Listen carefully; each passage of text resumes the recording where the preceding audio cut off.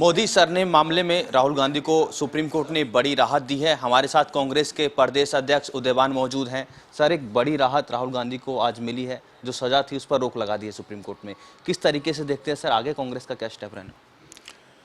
हम सभी को उम्मीद थी कि सुप्रीम कोर्ट में न्याय होगा और सुप्रीम कोर्ट के ये जो न्याय किया है, जिस तरह से उनको सज़ा को स्टे किया है और ये माना है कि ये नीचे ये गलत सज़ा दी गई है, तो ये माना है सुप्रीम कोर्ट ने टिप्पणी की है, तो इससे पता लगता है कि भाई किस तरह से नीचे की अदालतों में किसी न किसी तरह से वहाँ पर मैनेज किया गया था और ये फैसला हुआ। और ये राजनीति से प्रेरित उनको फंसाने का ये काम था, क्योंकि राहुल गांधी जी ने इनको पूरा संसद में और भारत जोड़ो यात्रा के माध्यम से जिस तरह से भाजपा सरकार को घेरा, जैसे नरेंद्र मोदी सरकार को घेरने का काम किया, चाहे वो आर्थिक मामले थे, चाहे वो महंगाई का था, चाहे बेरोजगारी का था, चाहे वो अर्थव्यवस्था को ढहने का था, चाहे वो अदानी से मामला था, चाहे वो चाइना का मामला था। चाइना ने हमारी जो 3000 किलोमीटर पे जो कब्जा किए हुए है उसका मामला था, राफेल का मामला था। और ये पूछा था कि भाई अदानी जी का और मोदी जी का क्या रिश्ता है, ये पैसा जो 20,000 करोड़ किसका है। इन सवालों का जवाब ना दे करके बल्कि भड़क करके एक सुनियोजित साजिश के तहत उनको फंसाया गया था, जिसका पर्दाफाश हो गया है। और सारे कांग्रेस पार्टी में नहीं, सारे देश में इस बात से खुशी का लहर है कि भाई राहुल जी के साथ जो ये सरकार गलत करना चाहती थी, सुप्रीम कोर्ट ने इनको न्याय दिया है। और अब दोबारा से राहुल जी सदन में जाएंगे, अपने सारे मसले रखेंगे, पूरी तरह से जिस तरह से पहले गरजते थे उसी तरह से लोकसभा में भी गरजेंगे और उनकी सदस्यता जो है वो बहाल होगी। यहाँ से जैसे ही फैसला जाएगा सुप्रीम कोर्ट का, स्पीकर को मजबूरी में स्पीकर को उनका जो मेंबरशिप है वो वापस करनी पड़ेगी। सदस्यता तो बहाल होगी। पूरे देश में कांग्रेस के कार्यकर्ता जश्न मना रहे हैं, ये भी कहते हुए नजर आ रहे हैं कि सत्य की जीत हो रही है। राहुल गांधी की आवाज़ को जो है केंद्र सरकार, मोदी सरकार नहीं दबा सकती। हाँ, निश्चित तौर से वही मैंने कहा कि राहुल जी की आवाज़ को केंद्र सरकार जो दबाना चाह रही थी वो नहीं दबा सकती।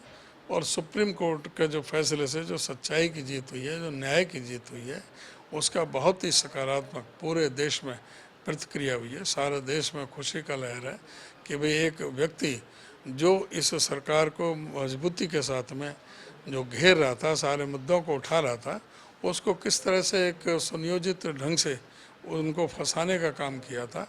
तो ये जो अब दूध का दूध पानी का पानी हो गया, उसके लिए सुप्रीम कोर्ट को हमने सबने बधाई देने का काम किया। और सर, नूह मामले को किस तरीके से देखते हैं? सरकार की जो कार्यप्रणाली रही है, लगातार जिस तरीके से आप लोग भी सरकार की कार्यप्रणाली पर प्रहार करते हुए नजर आए, किस तरीके से देखते हैं सर नूह का? नहीं, नूह में तो सरकार की कार्यप्रणाली रही क्या थी।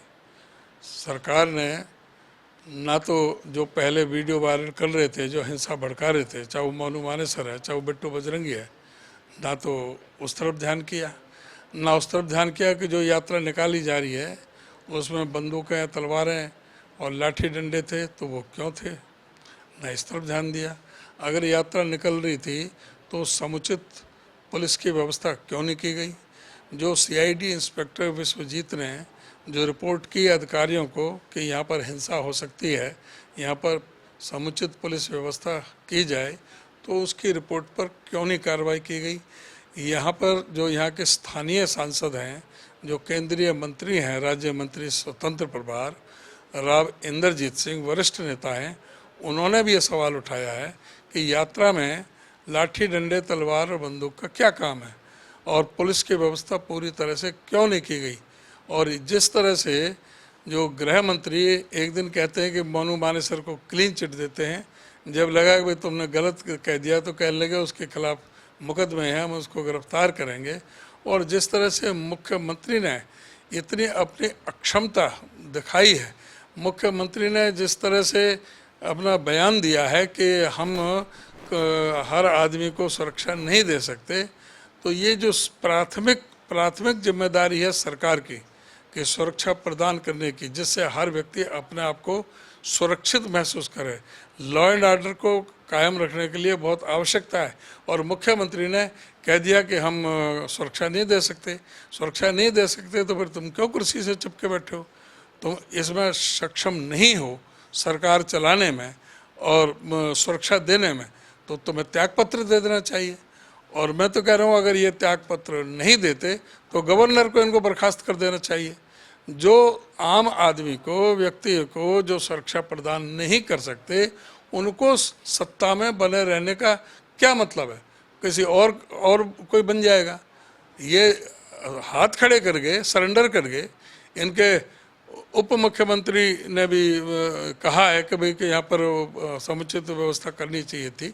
तो ये सारे जो है से पता लगता है कि भाई ये सरकार द्वारा या तो प्रायोजित थी, और नहीं तो ये हमारे कहना है कि हाई कोर्ट के सिटिंग जज से उनकी निगरानी में इसकी जांच हो जाए, और जो हिंदू हो या मुसलमान हो या कोई भी जाति, धर्म और संप्रदाय के व्यक्ति हो, जिसने भी हिंसा भड़काने का काम किया है, उसके खिलाफ समुचित कार्रवाई की जाए, और जिससे कि पता लगे कि भाई आगे के लिए भी इस तरह की कोई हरकत ना करे।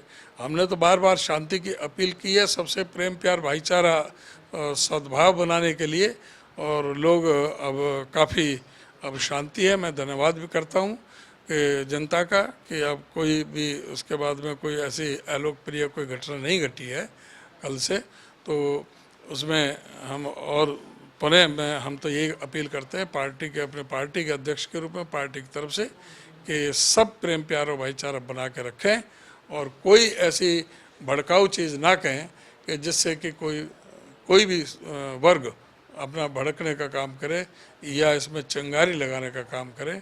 और नूह में हुआ और उसमें चिंगारी दूसरी जगह फैल रही, तो इससे ये बहुत ही दुर्भाग्यपूर्ण थी। चाहे वो गुड़गांव में हुई, हमारे पलवल में भी मस्जिद तोड़ दी थी, 2 और वहाँ भी ट्रकों में आग लगा दी थी, ओडल में भी ऐसा ही हुआ था। तो ये सब जो अब पुलिस ने ठीक ढंग से कंट्रोल कर लिया है।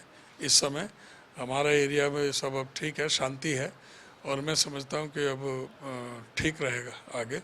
और सरकार से तो मैं उम्मीद करता हूँ कि वो इसकी गहनता में जाए और इसको इंक्वायरी कराए। इसमें जुडिशरी इंक्वायरी के लिए हाई कोर्ट के निगरानी में ये इंक्वायरी हो। बहुत बहुत धन्यवाद सर खबर तक से बातचीत करने के लिए।